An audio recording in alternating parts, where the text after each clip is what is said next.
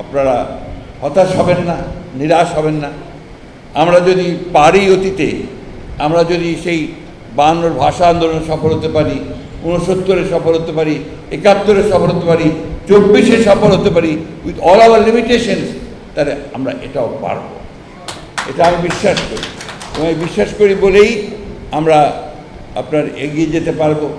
আমি কারো সমালোচনা করতে চাই না।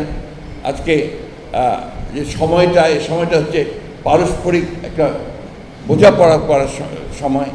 একটু বুঝে নিয়ে, পরস্পরকে বুঝে আমরা যদি খুব দ্রুত এগিয়ে যাওয়ার চেষ্টা করি, তাহলে ফলটা লাভ করবে জনগণ, তার একটা প্রতিনিধিত্ব থাকবে, তার একটা সরকার তৈরি হবে। এটাতে যে সব শোনা হয়ে যাবে, সব কিছু আপনার সমস্যাগুলো মিটে যাবে তা না, কিন্তু একটা রাস্তা তৈরি হবে, যে রাস্তার মধ্যে দিয়ে আমরা আমাদের কথাগুলো, জনগণের কথাগুলো সেই সরকারের কাছে পৌঁছাতে পারবে। সেই জায়গাটাতে আমরা যেতে চাই। এবং আমার বিশ্বাস যে এত সমস্যার পরেও আমরা দেখলাম যে 12টা মৌলিক বিষয়ে আপনার একটা ঐকমত্যে এসছে, বাকিগুলো ঐকমত্যে যাওয়ার চেষ্টা হচ্ছে। প্রতিদিন বৈঠক হচ্ছে কয়েক ঘন্টা ধরে। অনেকগুলো বিষয় আছে যেগুলো আমরাও ঠিক বুঝি না, যে তারা যেগুলো করতে চান।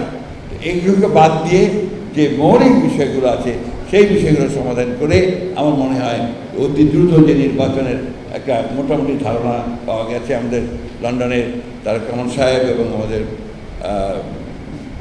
প্রধান উপদেষ্টার সবার মধ্য দিয়ে, যে ফেব্রুয়ারি মাসের প্রথম দিকে নির্বাচন, প্রথম দিকে না, সেকেন্ড উইকে মধ্য সময়ে আপনার নির্বাচনটা হবে। আমার মনে হয় যে সেটা হলেই বোধহয় অনেক সমস্যা, অনেক আপনার আমাদের দ্বিধা, সেই দ্বিধা কাটিয়ে আমরা একটা জায়গায় পৌঁছতে পারবো। আরেকটি কথা বলে আমি শেষ করতে চাই, সেটা হচ্ছে যে রাজনৈতিক দলগুলোকে পারস্পরিক একটা বোঝাপড়া থাকতে হবে।